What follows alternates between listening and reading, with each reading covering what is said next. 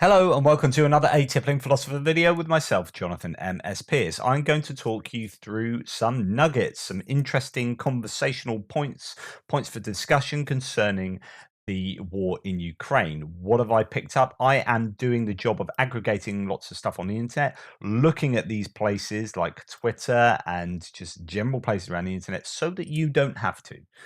I am doing the legwork for you. Anyway, what should we talk about? Lots to talk about today. Let's start with the idea that supposedly the Russians have already mobilized in a fairly short period of time some 200,000 plus troops, as according to what the Russian government say. But of course, is that true? And what state are they in?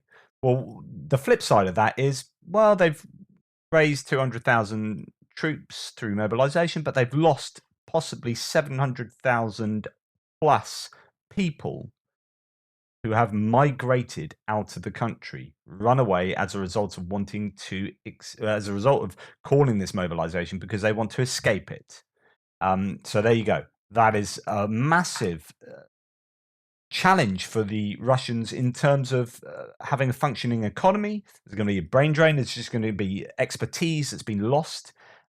People that won't be able to do the work that they need them to do, given that they are going to have to become far more self-sufficient due to sanctions. It's very difficult to become self-sufficient when half your workforce runs away. Anyway, worthy of note. Alexei Danilov claims twice as many people are fleeing Russia as being called up since mobilization. So this is their national security secretary. We know the number of citizens of conscription age who left the Russian Federation is twice the number of those mobilized. Actually, it could be as much as 3 times the amount of people who have run away as opposed to being mobilized. And actually, I'm going to bring into play this little number. This is actually more relevant to talk about now. This is an advert that is now featuring on Russian television. It's a new anti-migration social ad currently aired in Russia, and it attempts to persuade Russian citizens to stay in Russia by showing them the horrors of life in the USA, namely same-sex marriages, vegetarian food, and having to use the same toilets as black people. Yep, seriously, it's in this video. I'm not going to show you the video. You can check it out. I haven't seen an English translation, but you know, there is just, it's a really weird looking advert about people on a flight, and then, you know, being questioned about the food, and vegetarian food, you know, going to be what you have. And look, in America, you're going to have to queue with this black guy to go to use the same toilet as him, and all these kind of things. It's pretty bad, but it shows you the problems that Russia are facing with regard to the decision to mobilize and the eventuality of people running away. Okay, what seems to be happening a lot. So in Kherson, but pretty much all over the shop, the Russians have been using very old pieces of equipment. They've had to, over the months, bring it out of warehousing. Well, actually, a lot of it hasn't even been warehoused. It's just been kept in these open yards where they've been rusting away. A whole load of obsolete tank hardware, as well as other pieces of equipment and trucks at the moment that are being dug up from 50 years ago plus. Now, just before I show you this, I want to just explain what the different tanks are. To remind you, I did do a video on this, but let's remind you, because I've got loads of new subscribers now. You will see things like T62, T64, T72, T80, T90 tanks being mentioned. What does that mean? These are different types of tank, and broadly speaking, the number after the T is when it was designed and manufactured, give or take a year or two. So when you're talking about T62s, you're talking about tanks from about from the 1960s, early 1960s. We're now in 2022, so this is literally 60 years old. These are the first generation of tanks that were made post World War II. Well, actually, the T55 was the first one that was post World War II, and the T62 is broadly a slightly updated version of the T55. So let's just have a little look at these. T62, there you go. You know it's a T62 because it's got 5 wheels instead of 6 here inside the tracks. Based on the T55, as it says here, actually, as you expect, it's Wikipedia. And There you go. So they are bringing trainloads of these out of retirement in order to prop up the Russian forces. But of course, you put them against other, against anti-tank armaments, and you put them on a battlefield. They are not going to operate as well as a T90, obviously, because a T90 is some 40 years old, newer, and with the enhanced technology. Now, some of these tanks will have versions of them that are slightly newer. So you end up getting like you have letters and things after the the T62 and T64 and whatnot, which will tell you that they're slightly modified and what have you. The T64 here, second generation, are after the sort of T55 came along. This is second generation tank after Second World War. Now we're starting to see 6 wheels here, slightly larger tank. And this will have lots of different sort of models, a T64A, Object 430, 432, T64B, so on and so forth. So they do get modernized. It's not just, this is from 1966 end of. Actually, there'll be different iterations of this tank going forward from there. But you can see this is sort of 1966. So T64, mid 60s, T62, early 60s. Then we move on to the next one, which is a T72. This came along in the late 60s originally. So yeah, here you go, 67 to 73. So the T72 is around about the early 70s. Again, really developed on the back end of the T64. But you will see quite a lot of T72s being used. In fact, let's have a look at the numbers. This was before the war started. So T62, there were 2,000 storage, T64, 2,000 storage, T72 still on active duty with 8,000 in storage. Now, there were all these rumors about all these tanks in storage. It turns out that most of them had been cannibalized or had rusted away. So this is wishful thinking, a lot of that stats, as we saw from the beginning of the war onwards. So this is prior to the beginning of the war. T80s, 2,000 active duties, 5,000 in storage. T90, 350, 600 in storage. T14, 20 in field testing. Okay, we'll get there. Bear with me. So the T80 came along, and this was late 70s, sorry, and onwards is a T80. And obviously, MBT means main battle tank. It was the same main battle tank in a second main battle tank in the world to be equipped with a gas turbine engine. And this is where you start seeing Russians starting to have to use the later tanks, tech that was coming from outside of Russia. So, and then when you're thinking, well, how do we replace these components, some of the electronic parts? Well, if you've got sanctions on Russia, then you're in trouble. So these have been heavily used around the world and exported to different places and have many different models. So that's the T80. The most modern one that they use is the T90, and in fact, they've had a bunch of these that were recently captured or taken out, and that's a big loss for them because there's quite a lot of tech in these. You'd expect them to have a load of these, but they just don't seem to have too many around, or at least not many that have been captured and destroyed. It might be interesting as to why that is. But yeah, T90. So the latest one is the T90 MS from 2017, and then they had this much vaunted sort of T14 prototype. Actually, it's got scrapped as an idea, and then they're saying they're going to make it again in 2022, but that's obviously not going to happen. So the T14 you won't see much of or anything of because it doesn't exist particularly. Few prototypes hanging around. So that should tell you all you need to know. So no T55s are being used as far as I know, but definitely T62s onwards. Okay, let's go back to some footage we have. And it turns out that loads of these T62s were shipped off down to Kherson, but a lot of them are being captured or destroyed. They're just yeah, and you've got to wonder as well who's manning them. So it's one thing to shove a load of tanks down and say, here's a load of old tanks, go and use them. Well, who's actually trained up to be able to use these?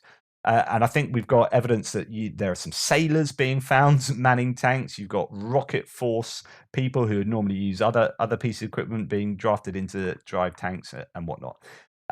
Here is a couple of tanks being passed on the road, T62s. Now, here you see the cope cage I talked about, which is to stop rocket-propelled grenades and other sort of munitions, supposedly to protect the tank from those, but they are a source of much ridicule. and they're just, they're passing these tanks on the road that have just been abandoned or captured, abandoned and captured. So there you go, T-62s, and it seems to just be, at the moment, Kherson particularly is a T-62 goldmine if you want T-62s. So here's a T-72. Remember, that's from the late 60s, early 70s. Series tank was destroyed in Kherson Oblast after being hit by Ukrainian fire. Worth a little look. Let's have Gander. So here we have quite an explosion, if I remember. Question is, has that already been hit? Probably. And what's going on there? It looks like it could be the explosion of the munitions inside popping off the top. Or did it pop off the top? I don't know. No, because the turret is still there, so it's just blowing it apart. I think the top hasn't been popped off at this because in the T-72 they didn't have the automatic loading, so the shells aren't around the edge of the turret. In the later ones, you see this turret tossing competition because the shells are around the rim of the turret, and when that gets hit and there's an explosion inside, all those armaments blow off and pop the lid off, pop the turret off, throwing it high up into the air. But in the T-72s, I don't think they have that automatic loading, so you don't see that as much. Okay, here's a T-64BV. Destroys a Russian tank at close range. So this is the Ukrainians using an old T-64. So the Ukrainians are here having a pop at a vehicle close by and taking it out. As the drone is above, bang, it gets hit by that tank. Now, quite often you see these pieces of video, and quite often the vehicles that are being hit have been abandoned already. I don't know in this situation, but very often when you see munitions being dropped from drones on top of vehicles, they have found them, but they aren't necessarily being used by the Russians at the time. They are abandoned for various reasons. So sometimes you just can't tell whether the thing they're hitting is involved in some kind of tank battle there, or whether it's just an abandoned vehicle that's been blown up. Okay, going to talk to you about Stugna. You hear a lot about javelins and N-Lords. In the US press, they're always singing the praises of the javelin. Great piece of kit, admittedly, but they're selling that idea to the American audience. They're saying, hey, we Americans are great because we provided all these javelins, and look at how much difference the javelins are making. It's a game changer. And then in Britain, it's like, hey, it's amazing. Look at these N-Lords, because they've been developed and constructed by Britain and Sweden. Made by Saab, but also made by Thales in Northern Ireland. And hey, that's amazing. Well, actually, probably one of the most successful pieces of ATGM, anti-tank munition, is the Stugna, or the Skiff, as it's sometimes known. And this is made by the Ukrainians themselves. In Izium, I think, and that's why it's really a big dent for them that Izium got occupied, because this was actually making a lot of their munitions. So the Stugna is a two-man piece of kit, and the reason why there isn't much evidence of javelins being used on the field, and by evidence I mean like footage. And part of the reason is because it's a one-man team, and it's a shoulder-held thing. You pop up, fire it off, and then get back, and you'd have to have someone just like recording it. And you just don't see as much footage. You get a lot of footage of this because you can film the screen. With the javelin, you just got someone firing it off, and quite often you can't see actually exactly where it's gone, or can't record on your phone the impact, so it's not as impressive. The Stugnas are a two-man thing. So you have this tripod mounted, basically manpad, but mounted on a tripod with the video camera here. So when the rocket goes off, the video camera will shake, and then it is guided in by a guy who's operating this. And this is sometimes sort of 20 meters away from here, hiding behind a bush, looking at the screen and connected by this wire. Okay, so you have these Stugna teams that go out, and they have been incredibly effective. So the Stugna is like the unsung hero of the war. And what it looks like, often the footage is of someone filming a screen, so it's not very good quality. And these have a range of about 5,000 meters, but there have been some recorded Stugna hits that have been like 6,000 meters, like 6 kilometers away.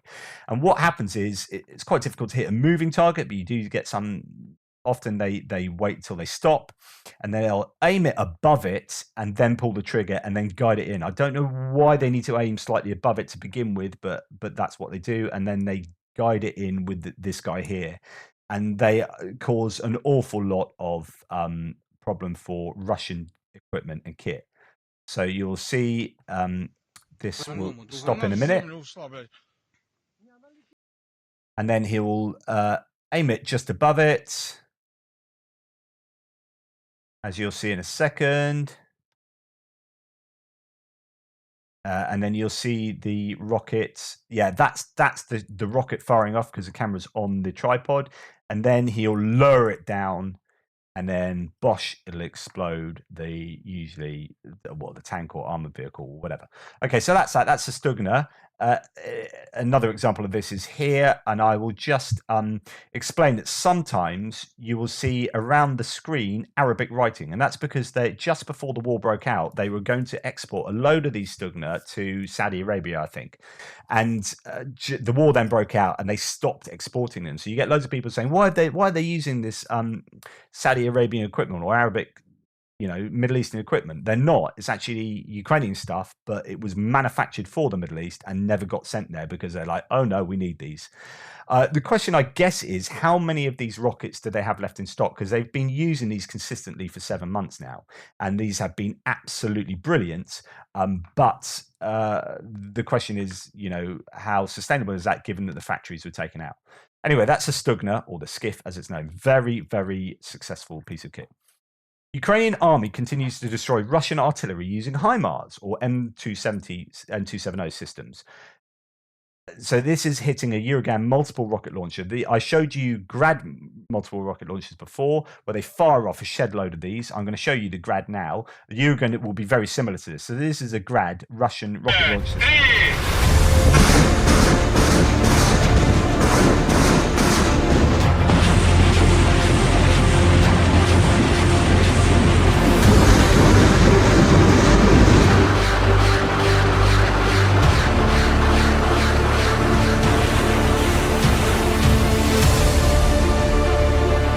These look really, really devastating, and a whole barrage of these from a battery of these machines is obviously psychologically, and existentially very, very challenging.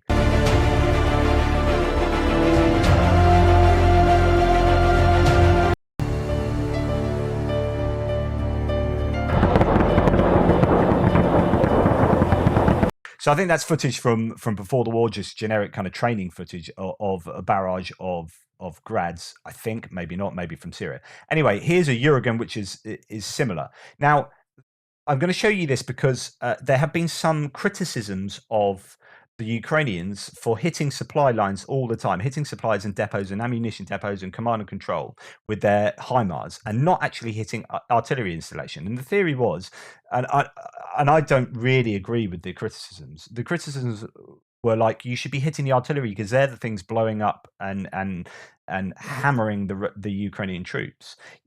But the Ukrainians, or if we hit all the depots, then they can't get the ammunition to use the artillery. The artillery is useless without the supplies. So we nail all the supplies, and then after we nailed the supplies, we can then start taking out the artillery. I think it was a theory. So I was agreeing with the Ukrainian. There's certain others. War in Ukraine has always been, for example, as a YouTuber, has always been criticizing the Ukrainians for not taking out the artillery with the HIMARS. But the HIMARS are expensive pieces of kit, and I think you want to be getting higher value targets than a single piece of artillery. I really do. So I think the Ukrainians were very sensible, and they've absolutely hammered the supply to the Kherson area and the bridges and the pontoon bridges and pontoon ferries, so that they just can't get those supplies. And now we're finding out that they're really struggling for ammunition supplies and shells in the Kherson area because they've done such a good job with the HIMARS. Now the HIMARS, it seems that they are looking for targets still, and they've taken out so many dumps and depots that they are taking out the pieces of equipment individually themselves now, which is probably a good sign. It means that they've exhausted some of the higher value targets, and they're now moving on to lower value targets. Well, here's one of them. Bosh, and that's a single rocket. So HIMARS can send up, I think, 6 rockets, but they won't all go to the same place. That's just a single rocket that hits the Uragan, and then it fires off its own rockets into nearby woodland. You've got to feel sorry for the ecology around here. That is that Uragan hit, and it's rockets cooking off, as they say, and that's useful to have that taken out of the field of battle. It's just interesting that HIMARS, or these multiple rocket launch systems, it might not be HIMARS, it might be an M270, are taking out individual pieces of equipment now, which I think is indicative of something. Here we have another Uragan that has been captured by the looks of it. It's a Russian one, and they're happy with that. So that can now be put to good use. So captured by the Ukrainian forces in Kherson, that can now be put to use by the Ukrainians, given they can get hold of ammunition for it. Remember, it absolutely goes through ammunition very, very quickly, as you saw from that video I showed earlier. And this is another launcher, Uragan multiple rocket launch system, and it's transloader. So the good thing about the HIMARS is that you don't need to have a loading vehicle to go along with it. Like the HIMARS doesn't need 2 vehicles. It just needs a 1 vehicle, and it can self-load. As long as you get a truck to just deliver the rockets, like pack, if you like, I think the HIMARS can load them onto its own vehicle itself. You don't need a specific transloader vehicle. Whereas for the Grads and the Uragans, you need 2 vehicles, which is obviously therefore more inefficient and requires more people and more fuel and everything. So that's another really good advantage of the HIMARS. And I think the MRLS, the other like the N270, but I'm not sure. So here you go. That's another one, and its transloader being hit, this time by a tank. Just by, hello, I'm going to have that. And there it is after it's been taken out. And as I told you before, they always look really rusty because they basically rust straight away. The tarnish, there's an oxidation that happens as soon as they are engulfed in flames in that way. So there is a Uragan getting taken out by a tank. Interesting to see. So now I'm going to show you this, which is a Ukrainian Grad barrage. So I showed you the Grad before here, and that I think is probably a training video because they just seem to be hitting, I don't know, open land there. But this is a Grad barrage targeting a Russian self-propelled gun battery. So battery means that there's more than one.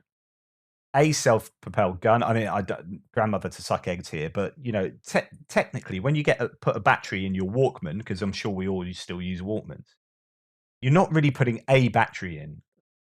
A battery is a bunch of cells. It depends how the battery is constructed, but a battery usually means a bunch of cells together. I think, correct me if I'm wrong, I could be just completely wrong there. But a battery here is a group of individual units. So a battery of SPG here is being taken out by the Grad. You can see how the Grads work. So the Grads are not precision munitions. They are not guided like the HIMARS. So the HIMARS fire off. Now there's only 6 on a HIMARS rocket launcher, but those 6 will go exactly where you want them to go, to the meter, right? It's all loaded in a computer, and basically you just press a button, job done, and it flies to exactly where you want it to. With Grads, you kind of point it in the right direction, you get the trajectory right, and you launch them all, and they broadly go in the area that you send them, and you hope that you hit the thing you're going to hit. A lot of times with stuff on the ground, you get damage by fragments that are thrown up from the ground, or fragments of the shells themselves. So sometimes with artillery, you don't have to get direct hits to take out a vehicle. You can hit sort of 10-20 meters away, and you would still take out that vehicle because there'd be flying shards of metal and earth and rock going around that will just rip through the vehicles. Even though they don't get a direct hit, they are immobilized. But I mean, just look at this grad hit. So you've got a battery. You can see some of them around here. It looks like you've got 3 there. Now this is inaccurate, or 4. 1, 2, 3, 4. This is largely inaccurate. But that doesn't mean to say those artillery are not taken out, because there will be flying debris and rock and metal taking out those bits of artillery. I don't know whether those bits of artillery were immobilized or not immobilized, but rendered, unusable. Who knows? But that is a grad, and this is why you see the pock marked ground that I often talk about. Is because these rockets are just, suddenly you've got maybe 40 rockets landing. But again, not guided, so I definitely have a problem with talking too much. I've split this hugely long Ukraine War update extra video into two. I may bring out the second part tomorrow because it's a weekend. I might not have as much time to do videos. I don't know, or maybe later tonight. But anyway, the second part will be out a bit later. It's about another sort of 16 minutes or so of nuggets, which, who doesn't want to hear that and see that? Come on. Anyway, thanks again. Toodle pips. Until later.